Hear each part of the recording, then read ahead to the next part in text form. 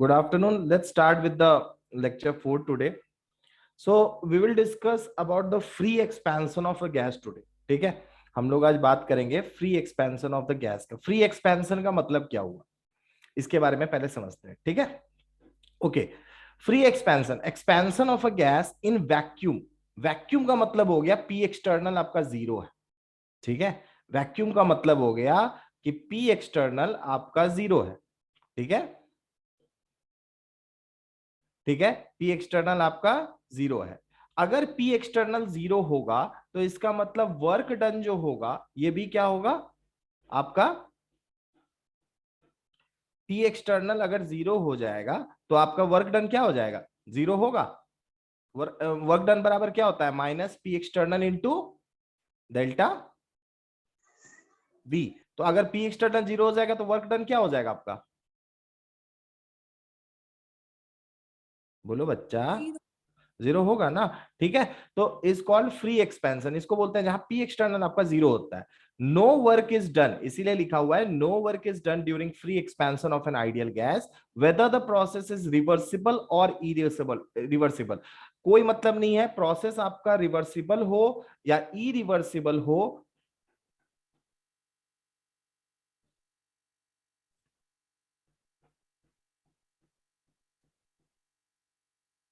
Okay, Pallavi राज, आप अपना mute on कर लीजिए, तो अनम्यूट कर लीजिए आप। दो दो पल्लवी राज शो कर रहा है, so I want to check who is there. आप अपना म्यूट ऑन करना। Yes sir. Okay, just wait. आप अपना म्यूट हटा के रखना, ठीक है, अनम्यूट करके रखना है अपने आप को बस।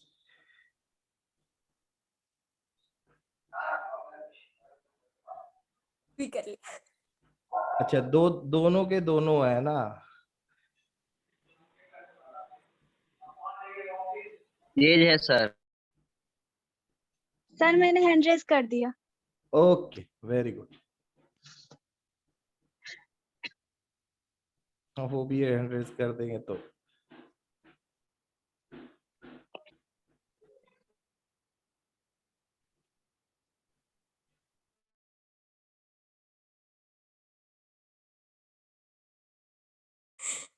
वो Okay. भी कर दिया सर। हाँ ठीक है, ठीक है, उसको रिमूव कर दिए हैं। ठीक है, मेरे ख्याल से अब वो नहीं है ग्रुप में। ओके, है अच्छा ठीक है। सर। एक है कि एक राज में एक कैपिटल ए है, एक स्मॉल ए है। दूसरा हाँ वाला तो किसमें कैपिटल स्मॉल है बता तो। हाँ दूसरा मेरे वाला में सर हटाइए सर, है। ठीक है, सेकंड ठीक वाला है, सर फेक है। Very good, very good. Green colour का जो है ना, वो हटा दीजिए। हाँ अब सही।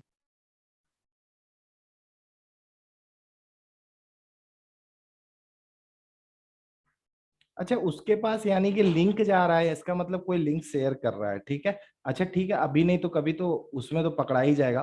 ऑफलाइन क्लास में आओगे तो पता चल ही जाएगा। ओके, तो स्टार्ट करते हैं। ठीक है, न्यूशंस के लिए क्या बोलेंगे। ठीक है, वर्क डन आपका रिवर्सिबल प्रोसेस में क्या होगा, इरिवर्सिबल हो कि इरिवर्सिबल हो नहीं मतलब है। अगर आपका पी एक्सटर्नल जीरो है इसका मतलब है कि वर्क डन आपका जीरो होगा। अब अगर हम लोग वर्क डन को मतलब डेल्टा यू के वैल्यू को अगर हम लोग देखें, नाउ वी कैन राइट, ये जो आपका इक्वेशन है वर्क डन का, ठीक है, वो उसके हिसाब से हम लोग निकालेंगे तो डेल्टा यू बराबर क्या हो जाएगा, क्यू वी, यानी कि एक्सटर्नल प्रेशर वैक्यूम में। वैक्यूम में आपका डेल्टा यू का जो वैल्यू होता है, चेंज इन इंटरनल एनर्जी का जो वैल्यू होता है, ये वैल्यू आपका जस्ट क्यू के बराबर होगा। ठीक है, ये आपका जस्ट क्यू के बराबर होगा। लेकिन किस केस में होगा इस चीज को समझना है। अब देखो, कांस्टेंट वॉल्यूम है ना, डेल्टा यू ये आपका क्यू के बराबर होगा जब कांस्टेंट वॉल्यूम होगा तब। ठीक है, सर फ्री हाँ बोल। एक्सपेंशन में ये वर्क डन जीरो कैसे होगा, ये समझ नहीं आया। अगर अरे ये वर्क डन का एक्सप्रेशन है, अगर पी एक्सटर्नल जीरो हो गया तो वर्क डन जीरो नहीं होगा। ओ हाँ। हाँ, ठीक है, भाई सर फॉर्मूला के हिसाब से देखे, अगर ऐसे देखा जाए ऐसा देखा जाए तो भी तुम समझ लो इसको। देखो इसको इसको इस तरीके से समझने की कोशिश करो कि देखो वैक्यूम का मतलब है, जैसे मान लो कोई गैस है, दिस इज अ गैस, ठीक है, ये आपका गैस है, इसके अंदर में भी गैस है, and this is your vacuum, ठीक है, वैक्यूम। तो जनरली गैस क्या करता है ना, कोई भी गैस का टेंडेंसी होता है कि पी इंटरनल को बराबर करने का कोशिश करता है पी एक्सटर्नल का, ठीक है। अगर पी इंटरनल आपका ज्यादा है, पी एक्सटर्नल आपका वैक्यूम में 0 है, इसका मतलब गैस क्या होगा, एक्सपैंड करते चले जाएगा, क्योंकि पी एक्सटर्नल है ही नहीं, है ना, और पी इंटरनल जो होगा उस हिसाब से गैस एक्सपैंड करते चला जाएगा। और गैस कहां तक एक्सपैंड करता है, कोई भी गैस का एक्सपेंशन, अगर पी इंटरनल अपने आप कोई गैस एक्सपैंड कर रहा है और हम बोल रहे हैं कि पी एक्सटर्नल 0 है, वो इसमें एक्सपैंड कर रहा है, तो एक गैस कब तक एक्सपैंड करता है, जब तक P internal is equal to P external ना हो जाए। यानी कि पी इंटरनल जब तक 0 ना हो जाएगा, ठीक है, एक तरह से बोल सकते हो वैक्यूम में, तब तक एक गैस, इसी को बोलते हैं फ्री एक्सपेंशन, मतलब गैस अपने आप एक्सपैंड कर रहा है, हम कुछ उसमें जो है ना एक्सपेंशन में मदद नहीं कर रहे हैं, गैस अपना फ्रीली एक्सपैंड कर रहा है, इसको बोलते हैं फ्री एक्सपेंशन। अब समझ में आया? सर, मगर वहाँ पी एक्सटर्नल लिखा है इक्वल टू 0, तो मगर ये तो गैस सर वर्क तो कर रहा है पी इंटरनल से अपना। वर्क अरे वर्क कैसे कर रहा है, वर्क तुम्हारा नहीं, तुम वर्क को किस तरह से समझ रहे हो वो बात बताओ, यहाँ वर्क कैसे कर रहा है तुम्हारे हिसाब से, मतलब एक्सपैंड कर रहा है इसलिए, यस सर। कहां तक एक्सपैंड करेगा, इन्फिनिटी? हाँ, कहां तक एक्सपैंड करेगा बताओ, इन्फिनिटी बोल सकते हैं, कभी एक्सपेंशन रुकेगा? No sir. मॉलिक्यूल्स का इंटरनल प्रेशर जब तक 0 नहीं होगा एक्सपैंड होते रहेगा, और अपने आप एक्सपैंड, क्या हम यहाँ एक्सपैंड कर रहे हैं, हम यहाँ सिस्टम को कोई एनर्जी दिए? No sir.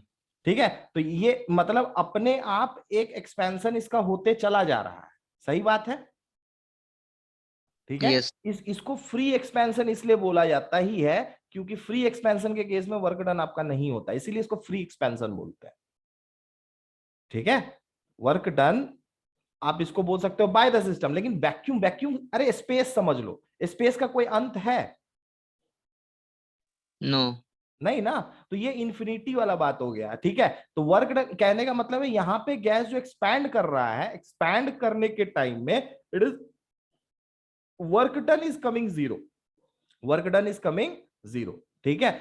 ये एक आप इसको 2-3 तरीके से समझ सकते हो, इसको ऐसे भी बोल सकते हो कि देखो जनरली यही जान लो कि वर्क डन का एक्सप्रेशन आपका क्या है, कोई कंप्रेशन हो या फिर आपका एक्सपेंशन हो, ठीक है, दोनों ही केस में ये होता है minus P external into delta we के बराबर।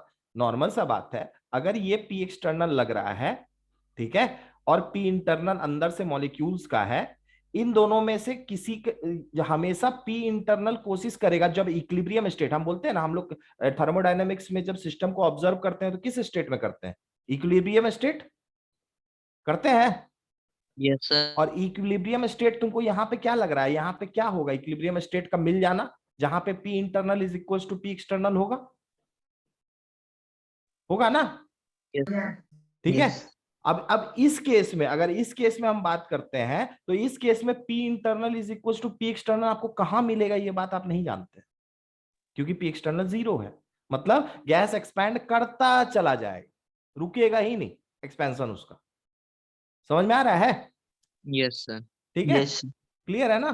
तो ये आपका वेरी इंपॉर्टेंट एक्सप्रेशन, ये चीज को हमेशा याद रखना कि कभी भी अगर किसी भी गैस का एक्सपेंशन फ्रीली हो रहा है, या फिर अगर मेंशन किया हो क्वेश्चन में कि इन वैक्यूम हो रहा है, तो फिर वहां पे ध्यान देना कि आपका वर्क डन क्या होगा, वो 0 होगा, ठीक है। No work is done during the free expansion of an ideal gas, ठीक है, whether the process is reversible और इरिवर्सिबल, इससे भी इसको कोई मतलब नहीं है, ठीक है, क्लियर है, कोई दिक्कत? ओके। Yes sir. और अगर मान लो कांस्टेंट वॉल्यूम पे होता है तो भी एक केस है जहां पे वर्क डन 0 होगा, एक तो ये केस हुआ, और एक केस कहां हो सकता है, कांस्टेंट वॉल्यूम पे जहां पे वर्क डन 0 होगा, यस सर। होगा ना, यस।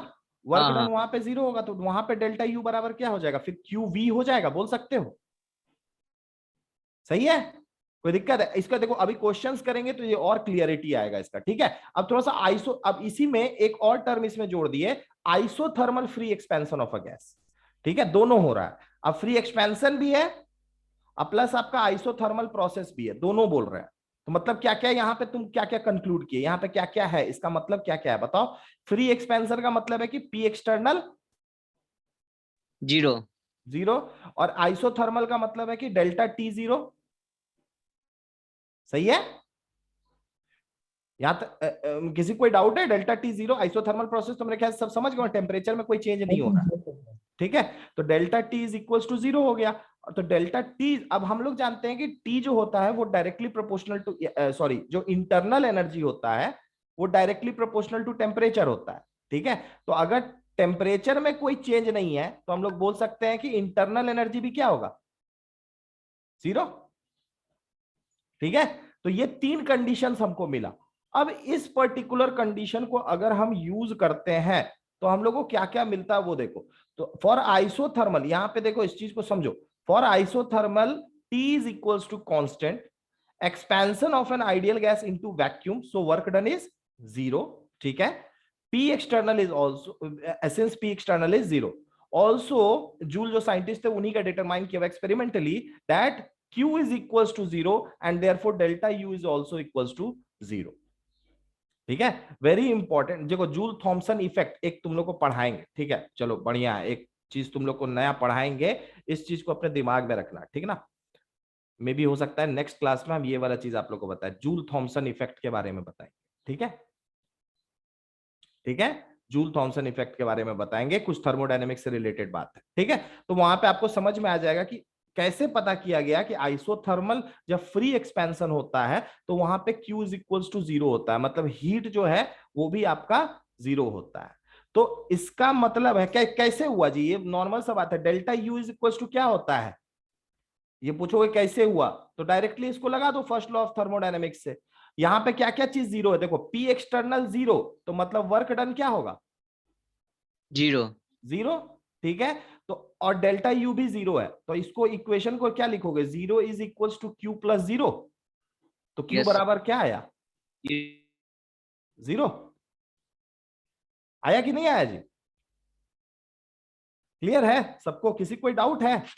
नो नहीं ना, फर्स्ट लॉ ऑफ थर्मोडायनेमिक्स को अप्लाई किए, देखे तो पता चला क्यू भी यहाँ पे क्या आ रहा है, 0 आ रहा है। इसका मतलब आपका पी एक्सटर्नल भी 0 है, डेल्टा टी भी आपका 0 है, डेल्टा यू भी 0 है, वर्क डन भी 0 है, तो आपका क्यू भी क्या होगा, 0 होगा। तो कहीं पर भी isothermal and free expansion of an ideal gas के बारे में बात हो तो वहां पे इन सारी चीजों का ध्यान देना, ठीक है, सारी चीजों पे एक एक पॉइंट पे ध्यान देना, ठीक है, ओके। चलो तो और देखो इसी में कुछ कुछ एक्सप्रेशंस और भी आ जाते हैं, जैसे रिवर्स, हम लोग जानते हैं रिवर्सिबल प्रोसेस होता है, इरिवर्सिबल प्रोसेस होता है, अलग अलग प्रोसेस होता है। तो अगर ये आपका फर्स्ट लॉ ऑफ थर्मोडायनेमिक्स है, can be expressed for isothermal irreversible and reversible changes, ठीक है, जब कांस्टेंट प्रेशर पे हो। तो कांस्टेंट प्रेशर पे आपका ये तो इसके बराबर, ये इसके बराबर, और ये आपका एडियाबेटिक के लिए Q इज इक्वल टू 0 होगा, तो डेल्टा U बराबर क्या हो जाएगा, वर्क एडियाबेटिक। मेरे ख्याल से ये ऑलरेडी हम एक्सप्लेन किए हुए हैं, ठीक है, ये पहले से ही डिराइव हम लोग कर चुके हैं, तो ये एक्सप्रेशंस आप लोग को ऑलरेडी पता होंगे, ठीक है, पिछले क्लास में कर चुके थे। तो अच्छा एक क्वेश्चन चलो फ्री एक्सपेंशन का आपके एनसीईआरटी में बहुत अच्छा क्वेश्चन, इसको एक बार ट्राई करते हैं, ठीक है, तुम लोग ट्राई करो। बोल रहा है, अब यही क्वेश्चन कल था, कल हम तुम लोग को बोले थे कि वैक्यूम का कुछ अलग कहानी है, देखो वैक्यूम का क्या अलग कहानी है, यही अलग कहानी है, ठीक है, अब समझ में आ गया। अब इस क्वेश्चन को फिर से एक बार सुन देखो, ठीक है। 2 liters of an ideal gas at a pressure of 10 atmosphere expands isothermally into a vacuum until its total volume is 10 liters, ठीक है। तो अब यहां पे पूछ रहा है how much heat is absorbed and how much work is done in the expansion, क्या क्या होगा बताओ तो। आइसोथर्मली भी बोल रहा है, वैक्यूम में भी बोल रहा है, मतलब फ्री एक्सपेंशन हो रहा है, दोनों चीज बोल दिया है, ठीक है, आइसोथर्मल फ्री एक्सपेंशन। तो हीट एब्सॉर्ब कितना हो जाएगा, Q इक्वल टू -W। अभी तुरंत बताए, देखो यही तो जाना, अभी तुरंत टर्म बताए और पीछे वाला टर्म तुम लोग मिस कर दिया, ठीक है, अभी तुरंत बता, अभी तुरंत ना पीछे बताया isothermal free expansion of a gas, P external 0, delta T 0, delta U 0, the work done 0, Q बराबर 0। बोले अभी समझ में आया? हाँ, तो क्या होगा अब बताओ। 2 liters of an ideal gas at a pressure of 10 atmosphere expands isothermally into vacuum until, तो मतलब आइसोथर्मल और वैक्यूम मतलब फ्री एक्सपेंशन का केस है। फ्री एक्सपेंशन में आपका हीट भी 0 हो जाएगा, Q इज इक्वल टू 0 हो जाएगा, और how much work is done in the expansion, ये भी कितना हो जाएगा, 0 हो जाएगा। किसी कोई डाउट है इसमें, समझ में आया, किसी क्लियर है? Each and everyone, is it clear each and everyone? सबको सुनाई दे रहा है मेरा आवाज, अच्छे से सुनाई दे रहा होगा? यस सर, क्लियर है। Yes sir.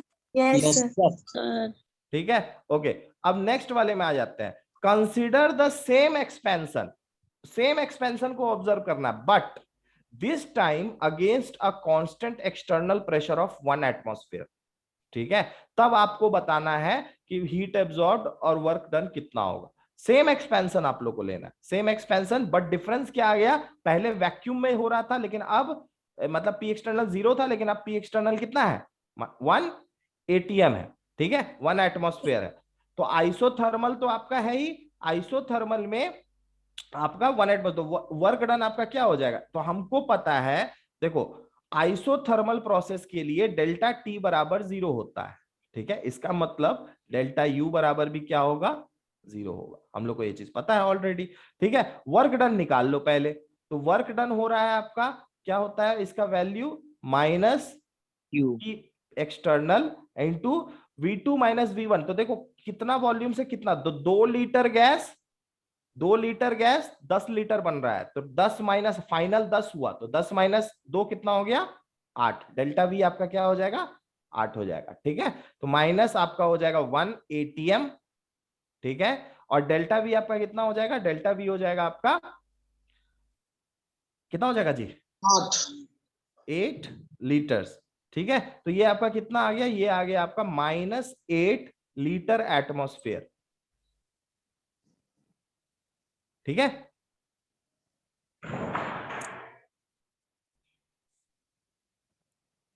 Okay, -8 litre atmosphere. अच्छा, अब इसी क्वेश्चन में बी पार्ट में ही, ये ए पार्ट आपका आंसर था, बी पार्ट में ही आपका ये वर्क डन निकला है, हीट कितना एब्जॉर्ब होगा ये भी निकालना है। तो हीट वाले में देखो क्या करना है, हम लोग जान रहे हैं यहां से कि डेल्टा यू का वैल्यू 0 है, तो डेल्टा यू बराबर क्या होता है, ऐसे होता है Q प्लस W। ठीक है, Q प्लस W। तो हम लोग यहाँ पे देख रहे हैं, हाँ बोलो क्या हुआ, क्या हुआ, कौन है जी, सैफ है? हाँ सैफ बोलो क्या हो गया।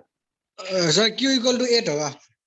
Q इक्वल्स टू क्या हो जाएगा, 8 हो जाएगा आपका। तो Q हाँ ठीक है, Q बराबर आपका 8 हो जाएगा। तो ये हो गया 0 is equals to Q minus 8। ठीक है, Q माइनस 8, तो 0, तो यहां से और you can write Q is equals to 8 litre atmosphere. ठीक है, ये आपका निकल गया बी पार्ट का आंसर। अब सी पार्ट क्या बोल रहा है, इसको भी देख लो। सी पार्ट का आंसर अपने बताओ। Consider the same expansion to the final volume of 10 litres conducted but reversibly. इसका आंसर बताओ तो,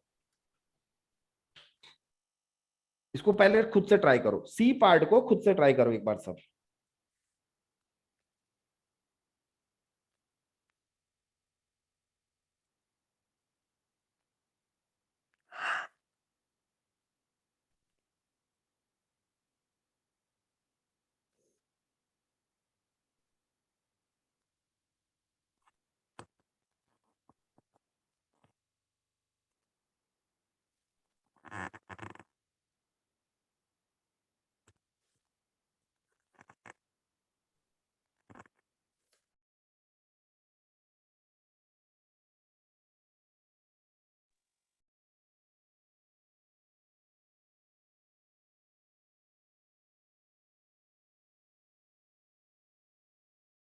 आपका रिवर्सिबल प्रोसेस के लिए वर्क डन का वैल्यू कितना होता है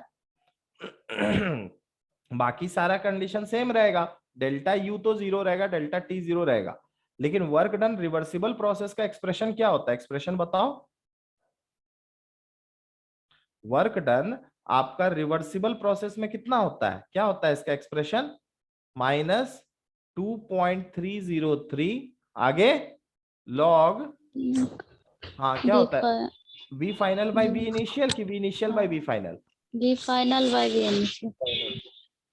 V final by V initial, ठीक है ना। तो ये कितना हो जाएगा 2.303 मल्टीप्लाइड बाई लॉग, ठीक है, और वी एफ बाई वी आई, तो वी एफ आपका कितना था, फाइनल वॉल्यूम था 10 और इनिशियल वॉल्यूम था 2 लीटर, तो यानी कि हो जाएगा -2.303 log 5, ये आंसर होगा आपका, ठीक है, log 5। और क्योंकि यहाँ पे हम लोग अच्छा मल्टीप्लाइड बाई, नहीं ठीक है यही था ना जी, सर हम सही कांस्टेंट टेम्परेचर सर पर एनआरटी, एनआरटी भूल गए, रुक, हाँ बोलो कौन बोल रहा, क्या क्या बोलो, कांस्टेंट टेम्परेचर पे कर रहे हैं ना। हम्म, हाँ। हाँ ठीक है, कांस्टेंट टेम्परेचर टी पे कर रहा है, ठीक है, कंडक्टेड रिवर्सिबली आइसोथर्मली कर रहा है, ठीक है, हाँ क्या बोल रहे थे अमन, कुछ बोल रहे थे क्या,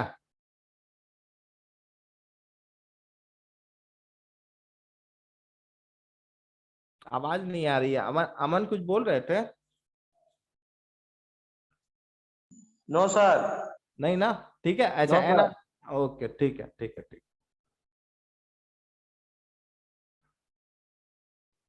ठीक है, चलो नेक्स्ट पढ़ते हैं, आगे बढ़ते हैं और नया एक कंसेप्ट जानते हैं इंथैल्पी के बारे में, a very important, very useful, a very useful state function enthalpy,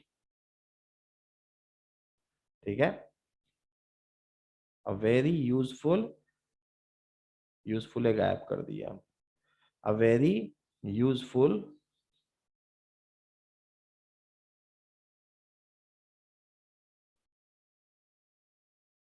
useful state function enthalpy, ठीक है, इंथैल्पी सबसे पहले तो इसको समझना है कि इंथैल्पी है क्या, ठीक है, इंथैल्पी है क्या, इसको इसको अच्छे से अब समझते हैं। देखो हम लोग जानते हैं, इसको बहुत अच्छे से समझना, ये केमिस्ट्री से रिलेटेड बहुत ज्यादा है, ठीक है, तो याद रखना ये बहुत ही इंपॉर्टेंट टर्म है इंथैल्पी, ठीक है। अब ये है क्या, इसको समझो एक एक करके, eight constant volume, eight constant volume, अगर कांस्टेंट वॉल्यूम है मतलब आइसोकोरिक प्रोसेस है, तो फिर आपका change in eight constant volume आपका चेंज इन इंटरनल एनर्जी कितना हो जाएगा बताओ तो कोई, डेल्टा यू बराबर क्या होता है, Q plus work done, W W, और अगर वॉल्यूम कांस्टेंट है तो वर्क डन क्या होगा, 0 होगा, ठीक है, वॉल्यूम कांस्टेंट है, वॉल्यूम में चेंज नहीं आया तो वर्क डन आपका क्या हो गया, 0 हो गया। तो डेल्टा यू अगर कांस्टेंट प्रोसेस में बोले तो डेल्टा यू बराबर होता है क्यू, और यहाँ पे हम लोग छोटा सा बी लिखते हैं, ये इसका मतलब होता है कि हीट एट कांस्टेंट वॉल्यूम, ठीक है, इसका मतलब हुआ हीट एट कांस्टेंट वॉल्यूम, ठीक है, कांस्टेंट वॉल्यूम, वी जो नीचे लिख रहे हैं इसका मतलब है कांस्टेंट वॉल्यूम, ठीक है, तो इसी को बोलते हैं delta U is equal to Q V हुआ। लेकिन हम लोग के साथ दिक्कत क्या है केमिस्ट्री में, सो बात को समझो, ठीक है, केमिस्ट्री में हम लोग के साथ दिक्कत क्या है, अब इस चीज को समझते हैं। केमिस्ट्री में आप लोग जो भी केमिकल रिएक्शंस करोगे, ठीक है, वो या तो आप एक टेस्ट ट्यूब में करोगे या फिर ओपन एटमॉस्फेयर में करोगे, ठीक है। अगर ओपन एटमॉस्फेयर में करते हो, अगर ओपन एटमॉस्फेयर है ना, हम लोग के साथ दिक्कत क्या है, इस चीज को समझो अच्छे से कि in chemistry, in chemistry, chemist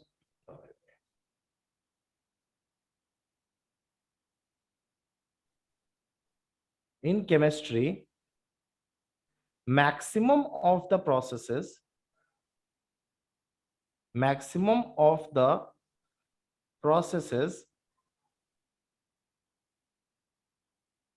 processes are done in open system, ठीक है, ओपन सिस्टम, लेकिन अगर हम लोग सिर्फ डेल्टा वी के टर्म्स में अगर सोच रहे हैं कि एट कांस्टेंट वॉल्यूम है, वॉल्यूम कांस्टेंट है, इसका मतलब हम लोग बोल सकते हैं अगर वॉल्यूम हम लोग कांस्टेंट कर रहे हैं तो क्या हम लोग बोल सकते हैं कि आपका जो सिस्टम होगा वो सिस्टम क्लोज सिस्टम होगा। तो ये वाला आपका क्लोज सिस्टम के लिए है, ये किसके लिए है? क्लोज सिस्टम के लिए। लेकिन केमिस्ट्री में क्या दिक्कत है कि हम लोग मैक्सिमम ऑफ द रिएक्शंस जो अपने आप होते हैं, नेचुरल होते हैं, ठीक है, नेचुरल होते हैं, वो सब क्या होते हैं? ओपन एटमॉस्फेयर में होते हैं, ओपन सिस्टम में होते हैं, ठीक है, ओपन एटमॉस्फेयर में होते हैं।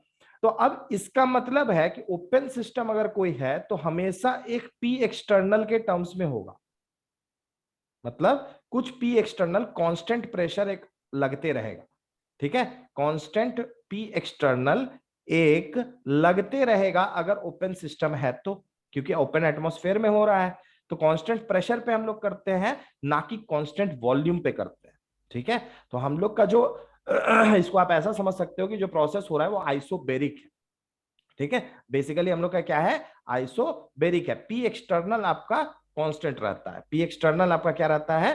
कांस्टेंट रहता है। अगर पी एक्सटर्नल कांस्टेंट है, यानी कि हम लोग केमिस्ट्री में ओपन सिस्टम को यूज कर रहे हैं, तो इसका मतलब है कि डेल्टा यू का वैल्यू आपका क्या आ जाएगा? डेल यू बराबर क्या आ जाएगा बोलो?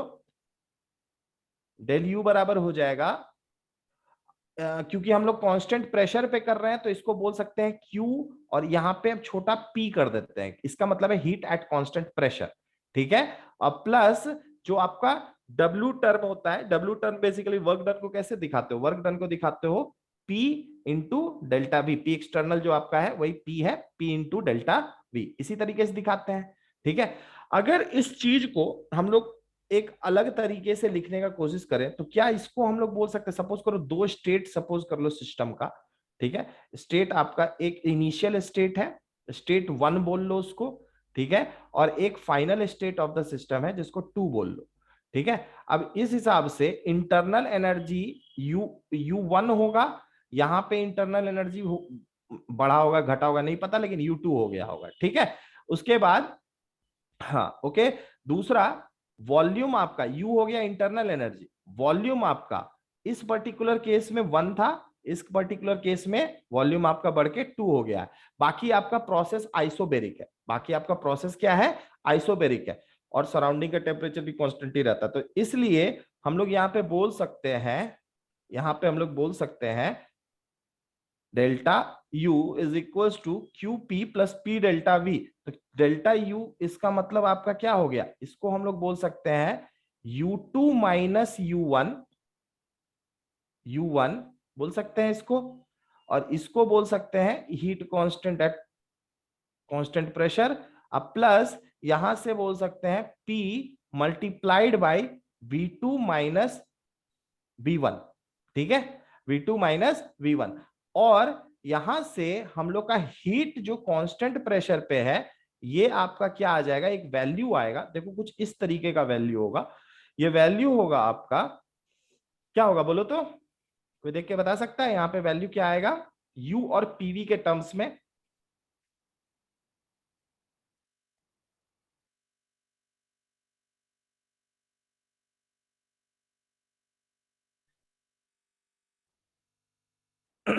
बताओ।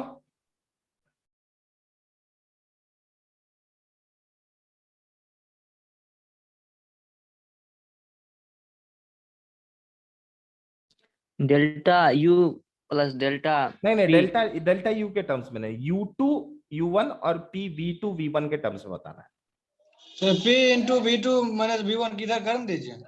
हाँ तो ये आपका क्या आ जाएगा? ये आ जाएगा आपका U2 minus U1 minus U1, और इधर क्या हो जाएगा? माइनस माइनस PV2 V2, और ये वाला आपका सॉरी माइनस माइनस ये वाला आपका प्लस हो जाएगा, ये हो जाएगा आपका PV, ठीक है। तो अगर इसको हम लोग लिखना चाहें तो कैसे लिख सकते हैं इसको हम लोग? अगर एक टर्मिनोलॉजी के हिसाब से लिखना चाहो तो एक टर्म तुम U2 PV2 U1 PV1 दोनों को अलग अलग करके अगर लिखोगे तो इस चीज को लिख सकते हो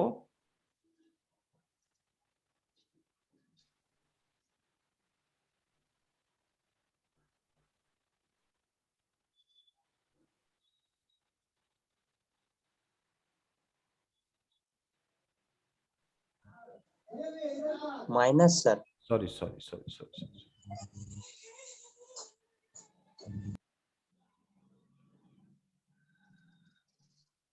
ठीक है, U2 minus PV2 U1 minus PV1। इसको लिख सकते हैं हम क्या, हम लोग इस तरीके से लिख सकते हैं, इसको लिख सकते हैं ना। अब देखो यहीं पे ये वाला जो आपका पूरा का पूरा टर्म है, ठीक है, इसी को बेसिकली एक्सप्लेन किया गया किस टर्मिनोलॉजी के हिसाब, नहीं नहीं सॉरी सॉरी, इस तरीके से मत लिखो, गलती कर दिए, सॉरी सॉरी सॉरी, थोड़ा सा अलग कर देते हैं। नहीं सर, हमको कौन पता था, सॉरी सॉरी बोल रहे हैं। रुक जा रुक जा रुक जा, एक मिनट।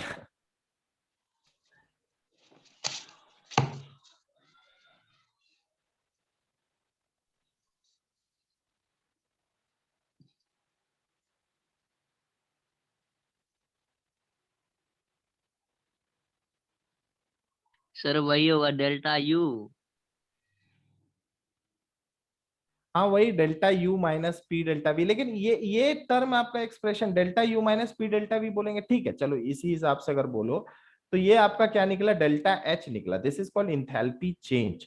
बेसिकली आपका U2 देखो, ये आपका निकलेगा डेल्टा U, और इस साइड में क्या हो जाएगा, प्लस प्लस की माइनस, माइनस आपका पी डेल वी, ठीक है। नहीं नहीं मेरे को ठीक है, ये तो आपका निकला, ये हम समझ रहे हैं, लेकिन एक एक्सप्रेशन इंथैल्पी का है, अब इसको यही होगा आपका। ये तो सर ऊपर निकल गया था, क्या बोले, ये सर ऊपर से निकाल लेते हुए।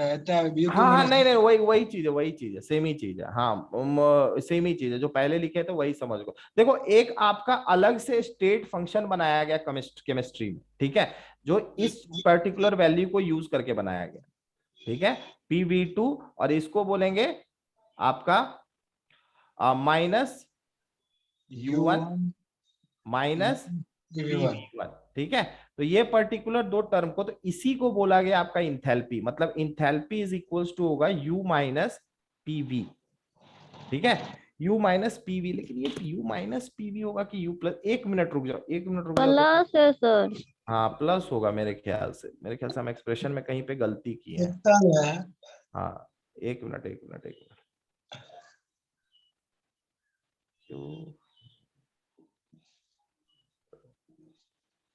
U प्लस PV है। अरे यार हट, बट देखो हम तो ये मूर्ख, तुम लोग भी हमको मूर्ख ही बना दिया। देखो यहाँ पे एक सिंपल चीज समझ लो, वर्क डन का एक्सप्रेशन जो होता है केमिस्ट्री में क्या होता है, माइनस पी डेल्टा वी होता है ना, ठीक है।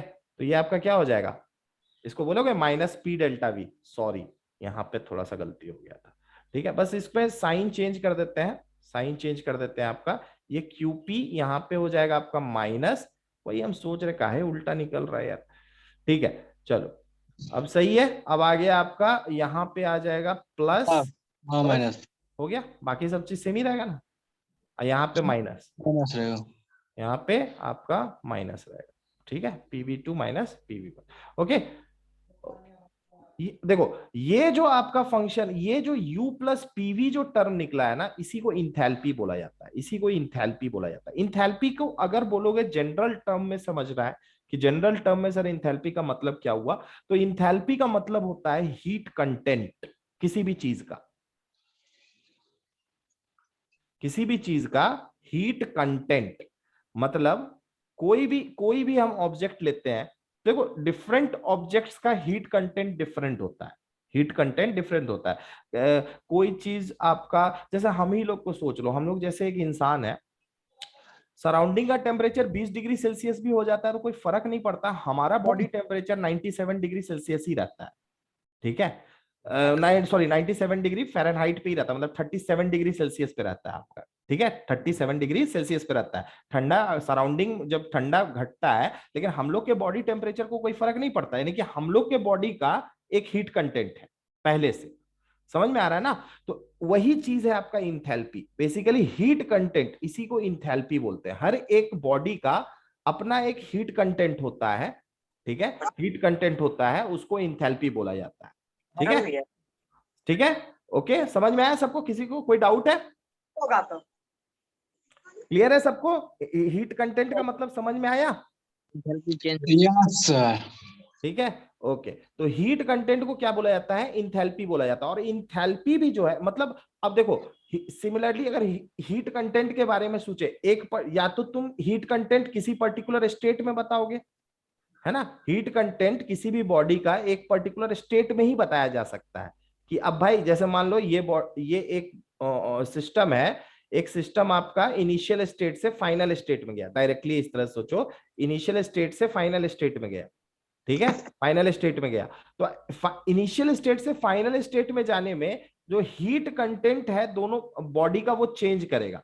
तो हीट कंटेंट भी आपका स्टेट फंक्शन है, कहने का मतलब इंथैल्पी जो होगा ये आपका क्या होगा? State function. तो enthalpy is your state function, बहुत इंपॉर्टेंट चीज, ये आपका क्या है? स्टेट फंक्शन, मतलब किसी पर्टिकुलर इक्विलिब्रियम स्टेट में ही हम इंथैल्पी बता सकते हैं, ठीक है। वैसे भी आप लोग को यहां पे दिख भी रहा होगा कि जितने टर्म्स को यूज करके, ठीक है, इंथैल्पी इज इक्वल्स टू होता है U प्लस PV। अगर सारे टर्म्स को तुम गौर करो तो H किस पे डिपेंड कर रहा है? इंथैल्पी डिपेंड कर रहा है इंटरनल एनर्जी पे, जो कि एक स्टेट फंक्शन है, ये एक स्टेट फंक्शन है, ठीक है। प्रेशर और वॉल्यूम दोनों का दोनों आपका स्टेट ही फंक्शन है, ठीक है। तो जब H पूरा का पूरा डिपेंडेंट है स्टेट फंक्शन पे, तो आपका इसलिए H भी क्या होगा? एक स्टेट फंक्शन होगा, ठीक है। अच्छा, यहां पे एक चीज और समझ में आया, यहीं पे अगर इस इक्वेशन को और आगे बढ़ाया जाए, ठीक है, इस इक्वेशन को अगर और आगे बढ़ाया जाए, देखो अब यहां पे आपको बता दिया गया, यहां साइड में लिख देते हैं कि अ न्यू स्टेट फंक्शन यहां पे बना, ये जो U प्लस PV आया इसी को नया स्टेट फंक्शन बोला गया H, ठीक है, जिसको इंथैल्पी बोला जाता है, हीट कंटेंट इसका मतलब होता है, ठीक है, U प्लस PV। तो अगर हम लोग बोल रहे हैं U2 प्लस PV2, इसका मतलब हम इंथैल्पी सेकेंड स्टेट का बता रहे हैं, तो ये हो गया H2 और माइनस ये हो गया आपका U1 प्लस PV1, मतलब हम लोग H1 इनिशियल स्टेट का बता रहे हैं इंथैल्पी, ठीक है, तो ये हो गया H1। तो ये क्या आया आपका? डेल्टा H, ठीक है, ये क्या आया आपका?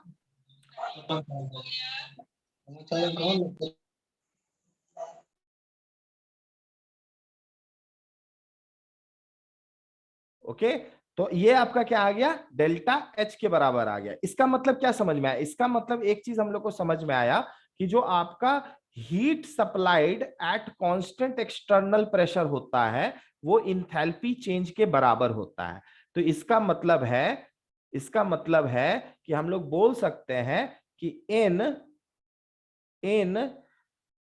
Constant external pressure case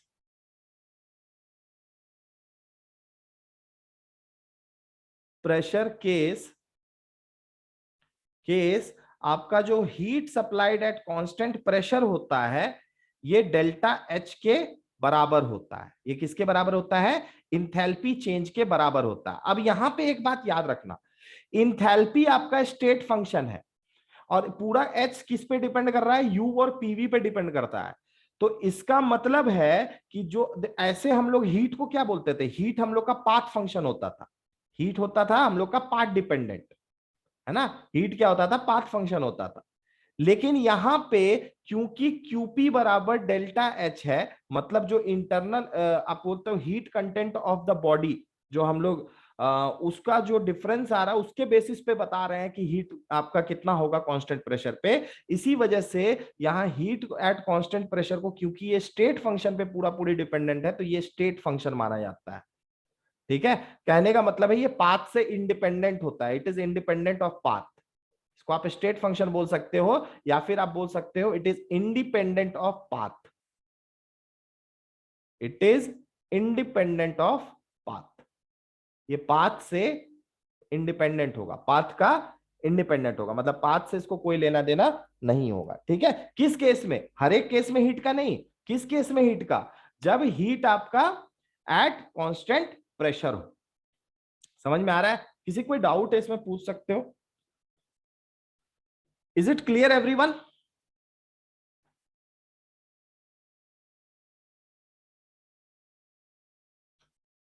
is it clear everyone? Yes, sir. Clear. हाँ बोलो। एनर्जी Yes, का sir. एंथैल्पी के साथ कोई रिलेशन भी है? क्या चीज? एंथैल्पी का एनर्जी के साथ। एंथैल्पी का इंटरनल एनर्जी के साथ रिलेशन है, so H is equal to U plus PV, यही ना। U आपका क्या है, इंटरनल एनर्जी है, ठीक है। Yes sir. और डेल्टा H, हाँ, जो चेंज इन इंथैल्पी होगा ये बराबर होता है किसी भी प्रोसेस के लिए जब हम लोग कांस्टेंट एक्सटर्नल प्रेशर पे करते हैं, तो फिर जो चेंज इन इंथैल्पी होता है वो heat supplied at constant pressure के बराबर होता है, ठीक है। Heat supplied at constant pressure के बराबर होता है। अगर इसी हिसाब से हम लोग आगे और इसको करके देखें, तो अगर मान लो हम लोग आइसोकोरिक प्रोसेस के लिए डेल्टा H क्या हो जाएगा, ये बात अब तुम लोग बताओ, तो बताओ ये चीज। आइसोकोरिक प्रोसेस के लिए अच्छे से सुनो, तुम लोग बताओ, इसमें अपने से एक्सप्रेशन सोचो, सोच के बताओ। आइसोकोरिक प्रोसेस अगर बोल रहे हैं, ठीक है, आइसोकोरिक मतलब क्या हो गया, आपका वॉल्यूम कांस्टेंट हो गया, तो फिर आपका डेल्टा H बराबर क्या हो जाएगा,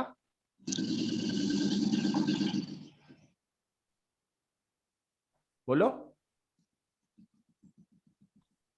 U। हाँ, वो तो पता ही है, डेल्टा H बराबर होता है delta U plus P del V, यही ना होता है, यही होता है। लेकिन यहां पे आपको बोल रहा है आइसोकोरिक प्रोसेस है, तो आइसोकोरिक प्रोसेस में डेल्टा V कितना होगा, कांस्टेंट मतलब 0, यानी कि जीरो होगा। 0 होगा। तो यहाँ पे आपका डेल्टा H किसके बराबर हो गया, डेल्टा डेल्टा U के बराबर हो गया। और इसी को यहाँ पीछे वाले टर्म्स के हिसाब से देखो, यहाँ पीछे में एक टर्म लिखे थे, इसके हिसाब से देखो, तो eight constant volume heat supplied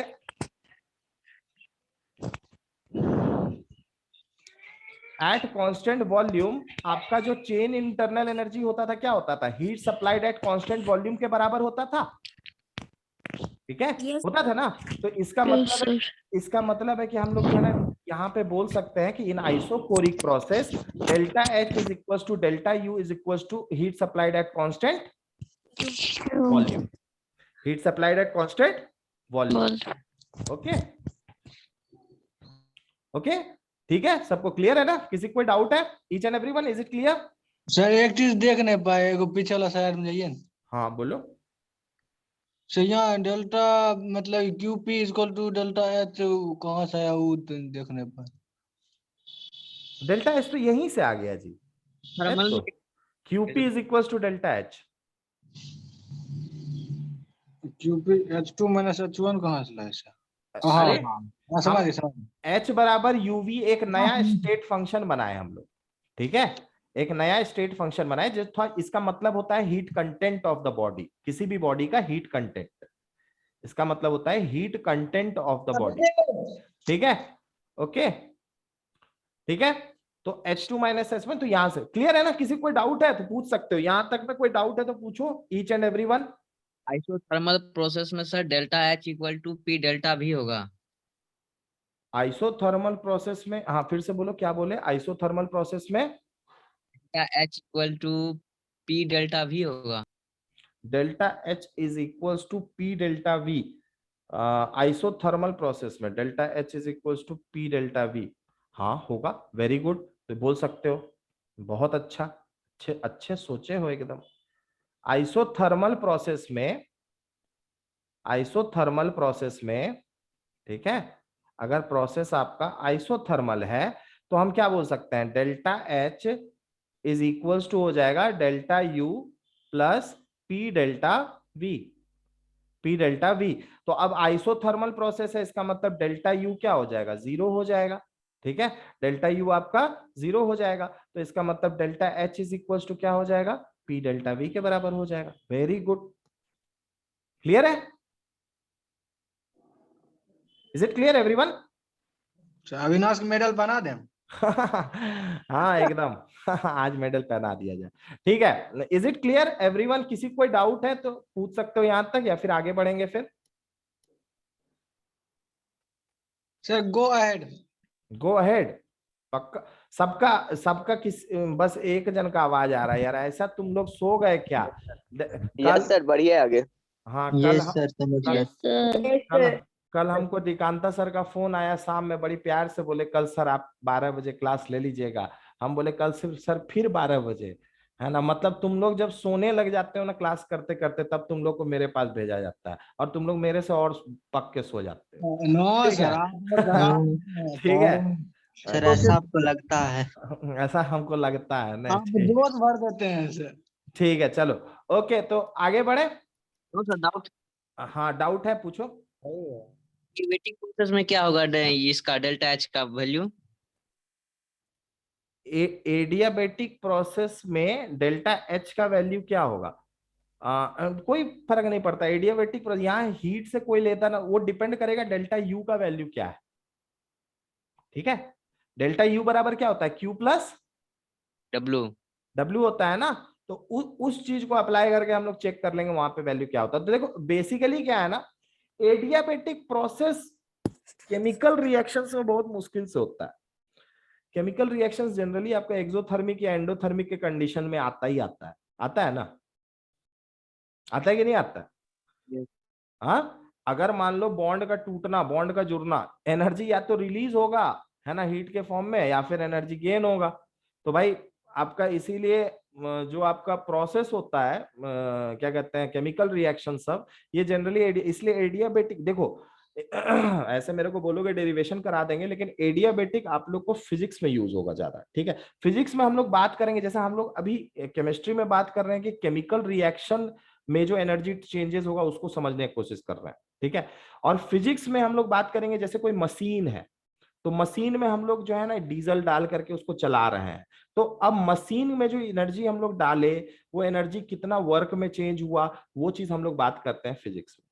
ठीक है, तो वहां पे आपका वो अलग वहां पे एडियाबेटिक प्रोसेस आपको बहुत ज्यादा देखने को मिलेगा, जहां पे हीट एक्सचेंज नहीं हो रहा है। ठीक है, जैसे थर्मस वर्मस हो गया, एक नॉर्मल कंडीशन केमिस्ट्री में बोलोगे तो थर्मस हो गया। ठीक है, जहां पे हीट का एक्सचेंज नहीं हो रहा है पानी को गर्म रखने के लिए।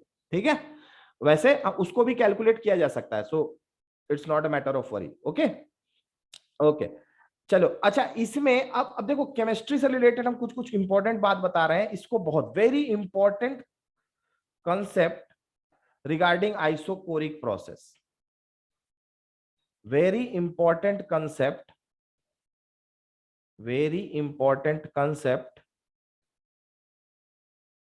regarding isochoric process, regarding isochoric process। ठीक है, आइसोकोरिक प्रोसेस में यानी कि वॉल्यूम कांस्टेंट है। देखो वॉल्यूम कांस्टेंट वाला चीज आप लोग को भाई मिलता किस स्टेट में, वॉल्यूम कांस्टेंट वाला।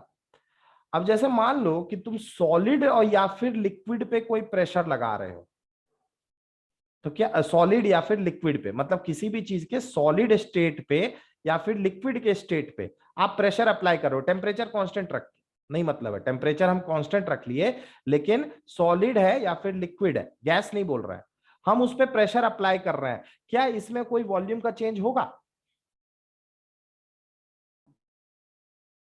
सॉलिड या लिक्विड में वॉल्यूम का चेंज होगा जी अगर हम प्रेशर अप्लाई करते हैं? तो सोच के बताओ। Yes sir. होगा? Yes sir. नहीं होगा, होगा नहीं क्यों? नहीं होगा वॉल्यूम का, वही चीज बता रहे हैं, वही चीज समझाने की कोशिश कर रहे हैं, इस चीज को समझो। अगर हम लोग कांस्टेंट टेम्परेचर पे टेम्परेचर को कांस्टेंट रखें, ठीक है, और टेम्परेचर को कांस्टेंट रख करके अगर हम सोचें कि प्रेशर को अप्लाई करें, और जो हम सोचें कि सॉलिड्स आपका कंप्रेस हो जाएगा, तो नहीं होता है, कंप्रेस नहीं होता, सॉलिड आपका टूट जाएगा। ठीक है, लिक्विड्स आपका जो है वो आपका चेंज हो जाएगा, क्यों? क्योंकि डेफिनेट वॉल्यूम होता है, दोनों का वॉल्यूम, दोनों का डेफिनेट वॉल्यूम होता है। इनके मॉलिक्यूल्स इतने पास पास होते हैं कि भाई इनके वॉल्यूम्स में आपको चेंज नहीं देखने को मिलेगा। ठीक है, इनके वॉल्यूम्स में चेंज देखने को नहीं मिलेगा।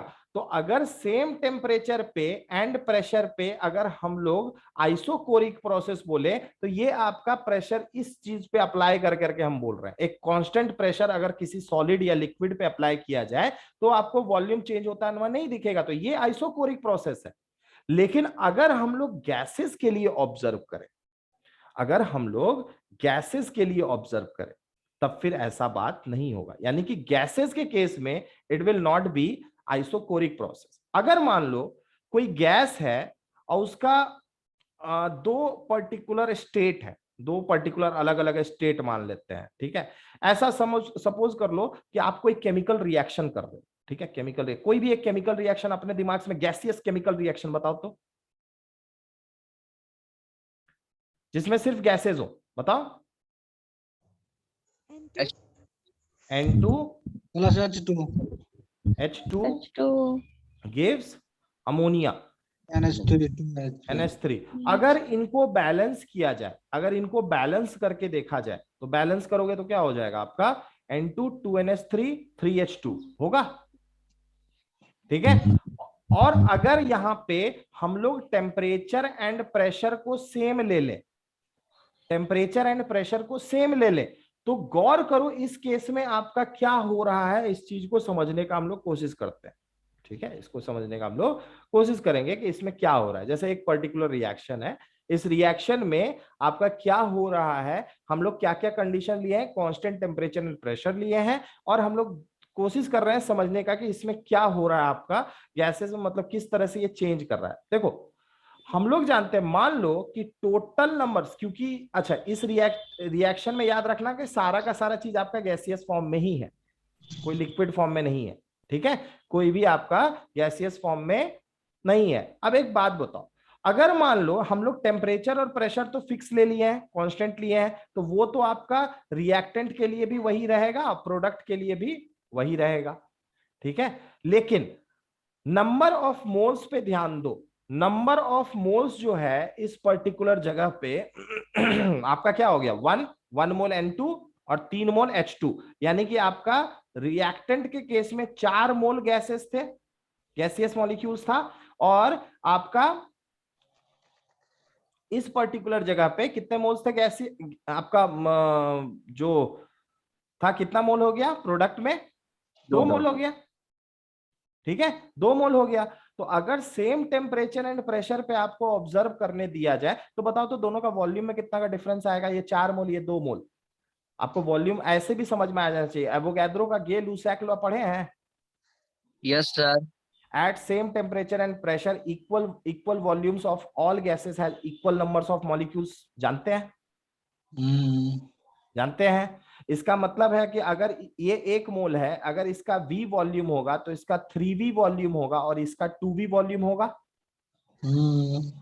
होगा कि नहीं होगा? होगा जी। तो इसका मतलब यहाँ पे देखो, रिएक्टेंट में मेरा वॉल्यूम कितना था, 4V, V प्लस 3V कितना हो जाएगा, 4V, और आपका NH3 आपका कितना है, 2V। तो अब बताओ, अगर हम तुमसे पूछे यही क्वेश्चन उस दिन केमिकल रिएक्शन में पूछे थे, तो तुम लोग से पूछे तो वर्क डन इसमें क्या होगा, अब बताओ तो इसमें वर्क डन क्या होगा, निगेटिव होगा कि पॉजिटिव होगा?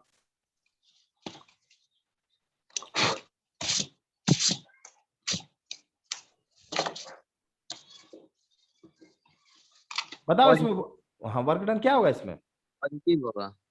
वर्क डन इसमें पॉजिटिव होगा। देखो रिएक्टेंट के स्टेट में, जब रिएक्टेंट था तो रिएक्टेंट में आपका वॉल्यूम 4V था, और जब ये प्रोडक्ट बनके अमोनिया बनके तैयार हुआ तो इसका वॉल्यूम घट गया, मतलब आपका वॉल्यूम क्या हुआ, ये कंप्रेस हुआ। कंप्रेशन के केस में वर्क डन क्या होता है जी, पॉजिटिव होता है।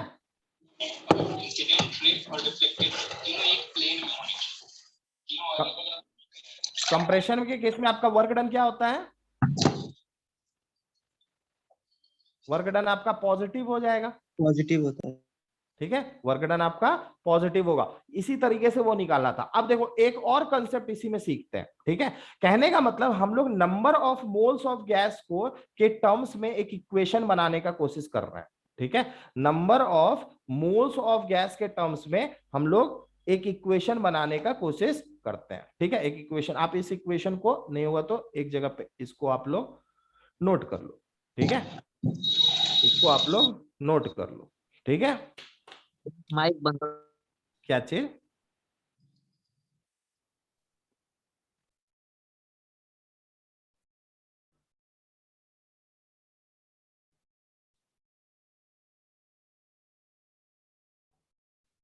देखो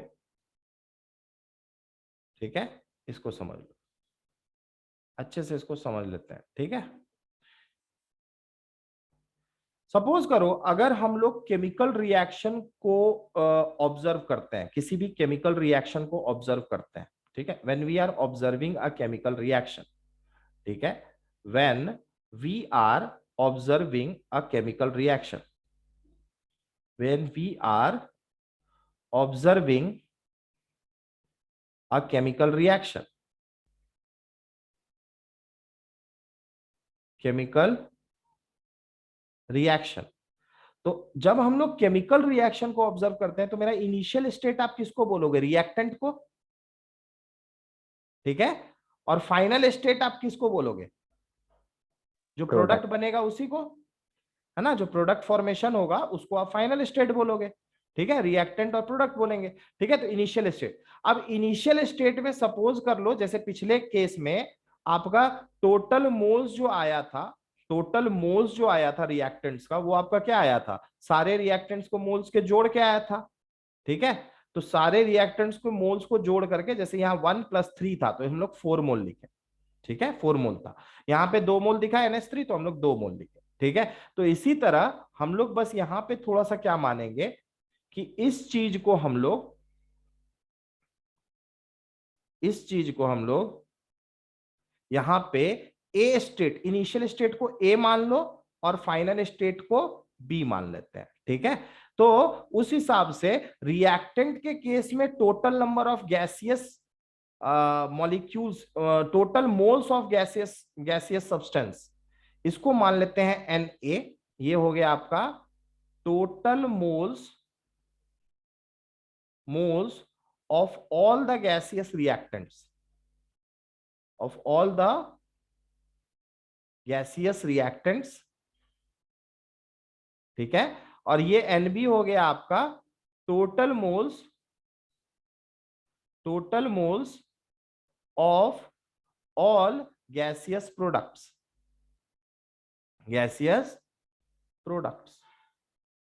ठीक है।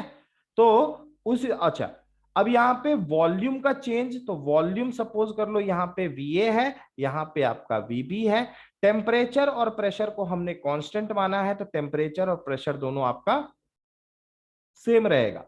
तो दोनों जगह पे अगर आइडियल गैस इक्वेशन को यूज करते हो तो ए स्टेट के लिए, आपका ए स्टेट के लिए आइडियल गैस इक्वेशन क्या हो जाएगा? आइडियल गैस इक्वेशन हो जाएगा PVA is equals to NaRT, ठीक है, NaRT। और यहां पे हो जाएगा आपका आइडियल गैस इक्वेशन के हिसाब से PVB is equals to NbRT, ठीक है। अब यहां पे अगर दोनों स्टेट को हम लोग क्या करें, फाइनल माइनस इनिशियल करने का कोशिश करें बेसिकली, तो क्या होगा इस चीज को थोड़ा ऑब्जर्व करते हैं, ठीक है। इस चीज को थोड़ा ऑब्जर्व करो। हम लोग को आया, हम लोग क्या किए, दोनों को बेसिकली हम लोग फाइनल माइनस इनिशियल किए। ये आपका 1 मान लो, इसको मान लो 2, ठीक है। हम 2 - 1 किए, ठीक है, हम क्या किए, 2 - 1 किए, ठीक है, 2 - 1 किए। तो क्या निकला? तब निकल जाएगा आपका PVB minus PVA is equals to NB minus NA into RT, यही निकल जाएगा। तो इसको हम लोग बोल सकते हैं P delta V is equals to NB minus NA। इसको बोलते हैं डेल्टा, एक नाम इसको दे दिया गया डेल्टा NG। डेल्टा NG आपका क्या है? डेल्टा NG आपका है total moles of products, total moles of gaseous products minus total moles of gaseous reactants, ठीक है। डेल्टा NG क्या है? ये डिफरेंस है, total moles of gaseous products, moles of gaseous products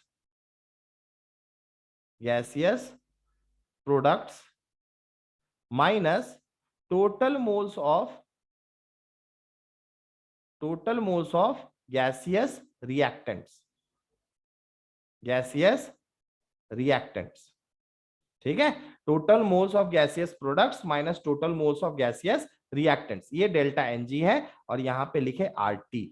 तो याद रखना एक नया टर्म आया मेरे को कि P delta V is equals to हो गया डेल्टा एनजी आरटी। तो फिर हम लोग को एक नया एक्सप्रेशन इंथैल्पी का इस केस में क्या आ जाएगा, तो डेल्टा एच बराबर हो क्या होता था, डेल्टा एच बराबर होता था delta U plus P delta we,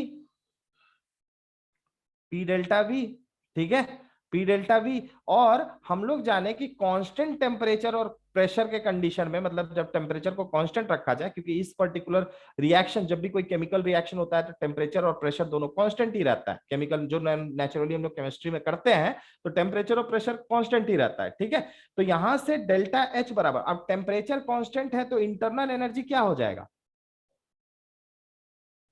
if the temperature is constant तो इंटरनल एनर्जी क्या हो जाएगा, जीरो, जीरो। जीरो। तो delta H is equals to, और ये आपका पी डेल वी है, तो पी डेल वी को हम लोग लिख सकते हैं डेल्टा एनजीआरटी डायरेक्टली, ठीक है, ठीक है।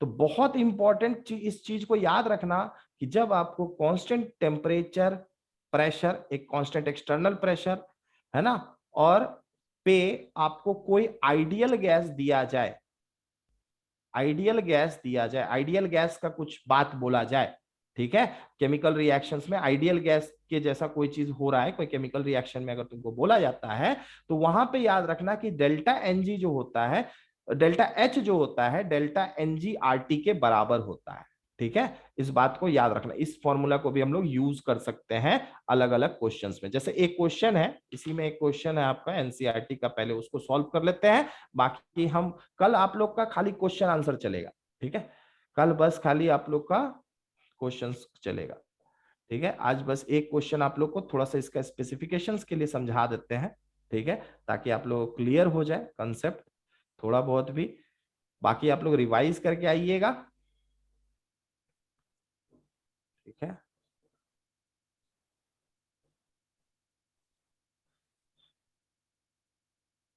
ओके, ये क्वेश्चन है आपका, if water vapour is assumed to be a perfect gas, perfect gas मतलब ideal gas, molar enthalpy change, molar enthalpy change for vaporisation of 1 mole of gas at 1 bar and 100 degree Celsius इज 41 kilo joule per mole, ठीक है।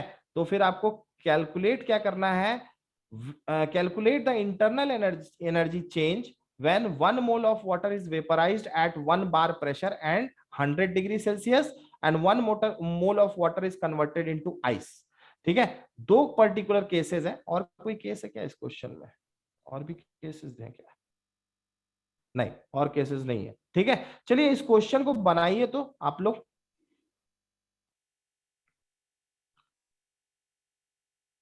अच्छे से समझो question क्या बोल रहा है। क्वेश्चन बोल रहा है अलग अलग दो कंडीशन दिया है, एक कंडीशन दिया है जब आपका वाटर, जब आपका वाटर, जब आपका वाटर, वाटर वेपराइज हो रहा है, मतलब लिक्विड से क्या बन रहा है, गैस बन रहा है। तो आपका इनिशियल स्टेट हो गया वाटर एज लिक्विड और फाइनल स्टेट हो गया वाटर एज गैस। और दूसरा कंडीशन क्या है, 1 mole of water is converted into ice, ठीक है। तो 1 मोल ऑफ वाटर मतलब liquid water is converted into, liquid water is converted into solid. दोनों ही केस में आपसे पूछ रहा है water is converted into solid ice, ठीक है। आपसे पूछ रहा है कि if water vapour is assumed to be a perfect gas, ठीक है, molar enthalpy change for vaporisation of 1 mole of water at 1 bar and 100 degree Celsius, मतलब कांस्टेंट टेम्परेचर एंड प्रेशर आपको दिया हुआ है, मतलब टेम्परेचर का कोई चेंज नहीं हो रहा है, ये 100 डिग्री सेल्सियस पे है, ये भी आपका 100 डिग्री सेल्सियस पे है, ठीक है, ये भी आपका 100 डिग्री सेल्सियस पे है, ठीक है।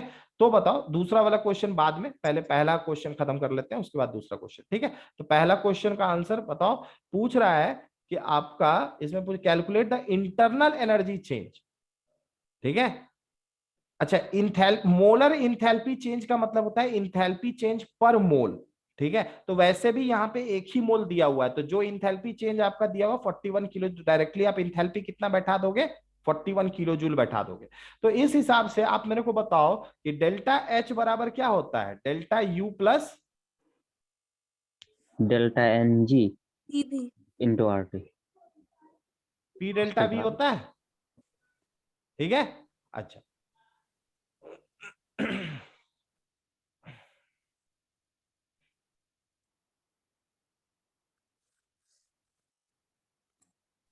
बताइए यहाँ पे कितना होगा। डेल्टा एच आपको ऑलरेडी दे दिया है, डेल्टा एच आपको ऑलरेडी दे दिया है, बताइए क्या होगा। यहाँ पे आप लिख सकते हो delta H is equal to delta U plus delta N G R T, ठीक है। आप लिख सकते हो delta U plus P delta V को क्या लिख सकते हैं, delta N G R T लिख सकते हैं, लिख सकते हैं कि नहीं जी, बताओ ना ऐसे चुपचाप। यस सर, लिख ठीक है। बोले Yes, sir. तो। अब Yes, एक sir. बात बताओ, यहाँ पे डेल्टा एच का वैल्यू कितना है। अच्छा आप लोग को एक बात यहाँ पे बता दें कि यहाँ 41. पे डेल्टा यू हम लोग का जीरो नहीं होगा, ठीक है, डेल्टा यू निकलेगा, ठीक है, डेल्टा यू निकलेगा। हम समझाते हैं डेल्टा यू क्यों निकलेगा। यहाँ पे बेसिकली यहाँ पे इंटरमोलिकुलर फोर्सेस जो होता है ब्रेक होता है, ठीक है, जिसके वजह से थोड़ा सा इंटरनल एनर्जी चेंज आता है। ये थोड़ा सा हम समझा देते हैं तुम लोग को। यहाँ कौन कोई कुछ पूछ रहा है क्या। 15.38, 15.38, ठीक है, चलो बढ़िया है, आंसर आ जाएगा। तो यहाँ पे आप बताओ डेल्टा एच का वैल्यू क्या हो जाएगा आपका।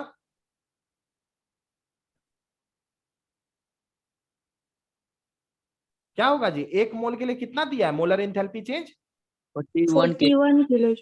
हाँ तो ये हो जाएगा 41 किलो जूल है, तो जूल में चेंज करोगे तो क्या हो जाएगा। अरे किलो जूल को जूल में चेंज करोगे तो क्या होगा, 41,000 जूल होगा, ठीक है। अच्छा ये बराबर हो गया डेल्टा यू प्लस, अच्छा डेल्टा एन जी यहाँ पे क्या होगा बताओ तो।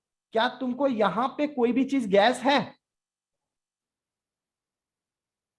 रिएक्टेंट मतलब यहाँ जो इनिशियल स्टेट है, क्या इस इनिशियल स्टेट में कोई भी गैसियस प्रोडक्ट है आपके, गैसियस रिएक्टेंट है, नहीं ना है। मतलब No, जब sir, हम लोग liquid. फिजिकल चेंज किए यहाँ तो सारा No, sir. लिक्विड है, तो यहाँ पे आपका नंबर ऑफ मोल्स एक जो बोलते थे ये क्या हो जाएगा 0, और एनबी कितना हो जाएगा 1 मोल, क्योंकि यहाँ पे पूरा का पूरा आपका वाटर किस में कन्वर्ट हो गया, 1 मोल वाटर जो लिक्विड फॉर्म में था गैस में कन्वर्ट हो गया, तो एनबी बराबर हो जाएगा आपका 1 मोल। तो इसका मतलब ये हो जाएगा डेल्टा एनजी, ठीक है, मल्टीप्लाइड बाई डेल्टा एनजी आपका हो जाएगा 1, ठीक है। अब multiplied by R T, R का वैल्यू कितना लोगे तो जूल लिए हैं, तो आर का वैल्यू कितना लीजिएगा 8.314 जूल पर मोल पर केल्विन। अब मल्टीप्लाइड बाई आपका 100 डिग्री सेल्सियस है, मतलब कितना केल्विन हो जाएगा 73। 373 केल्विन हो जाएगा। ये हो गया जूल पर मोल पर केल्विन, ठीक है। तो यहां से हम लोग का डेल्टा यू का वैल्यू आएगा, डेल्टा यू का वैल्यू आएगा 8 पॉइंट कितना आ जाएगा, डेल्टा यू का वैल्यू आ जाएगा 41,000 जूल माइनस 8.314, क्योंकि एक मोल ले लिए हैं तो पर मोल में ये मोल हट जाएगा, और केल्विन ऑलरेडी हम पुट कर दिए तो सारा वैल्यू कट के जूल में आंसर आ जाएगा आपका मल्टीप्लाइड बाय 373 जूल। कितना हो जाएगा आंसर बताओ तो इसका।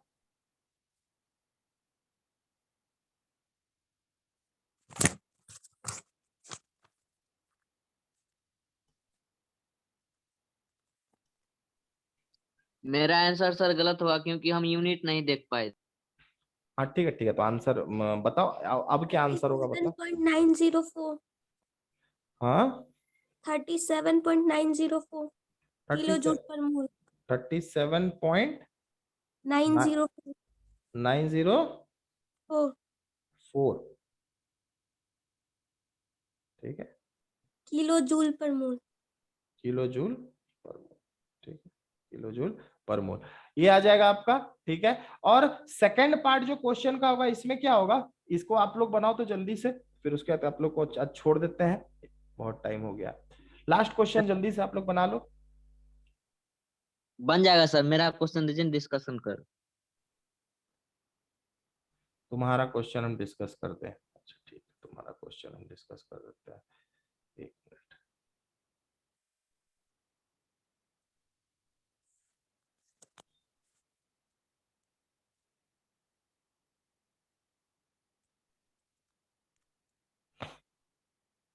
बन जाएगा नहीं, बाकी सब बनाओ, उसको बताओ कितना आ रहा।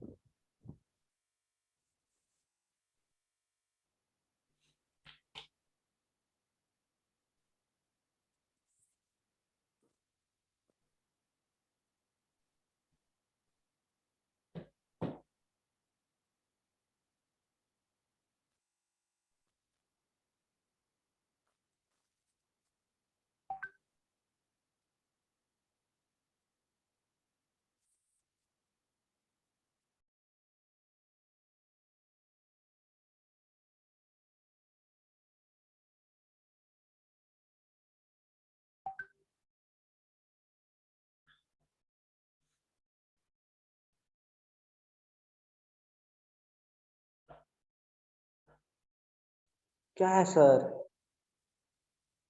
हम्म, क्या है सर? ना सर क्वेश्चन देता हूँ।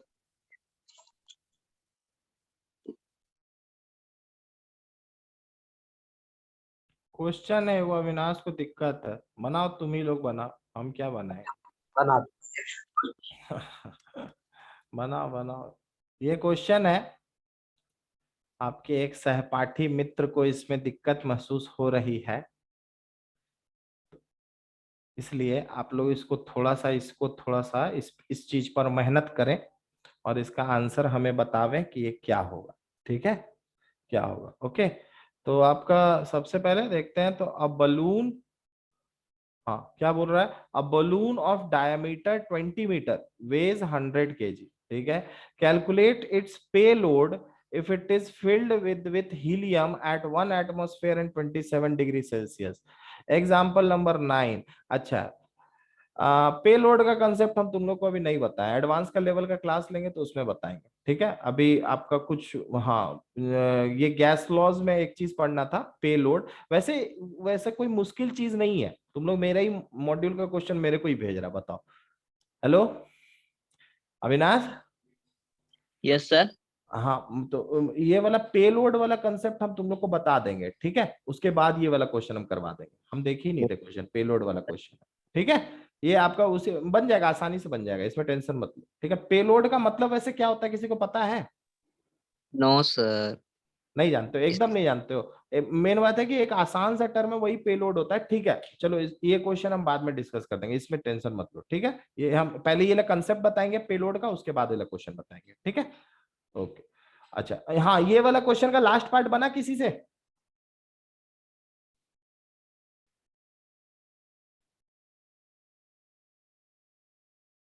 अच्छा, लास्ट पार्ट में आपका क्या हो रहा है, वाटर किस चीज में चेंज हो रहा है,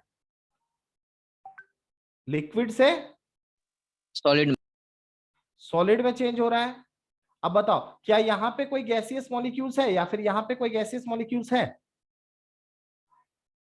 नहीं है ना? No, sir. तो डेल्टा एन जी क्या हो जाएगा, 0 हो जाएगा। तो डेल्टा एच बराबर क्या हो जाएगा, डेल्टा यू के बराबर हो जाएगा। कहने का मतलब है यहाँ पे इसी जगह पे सेकंड पार्ट, ये वन पार्ट हो गया आपका, पहला पार्ट।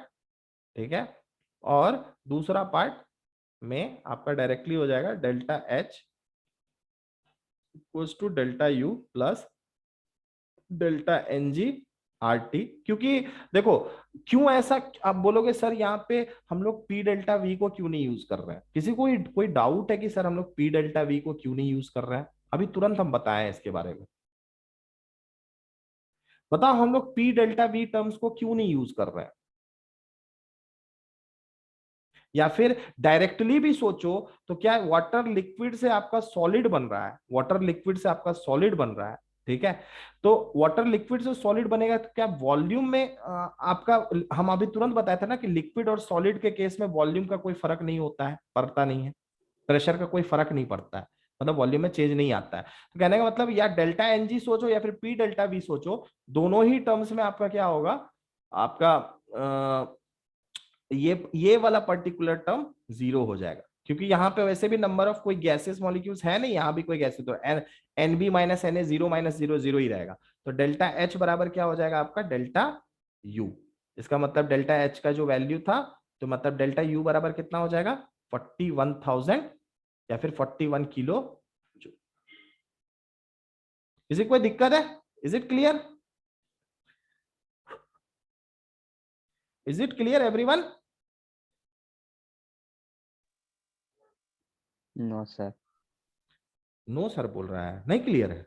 सर एनजी को जीरो कैसे ले ली? एनजी का जीरो, अच्छा एक बात बताओ, एनजी था क्या? एनजी था आपका number of moles of gaseous reactant.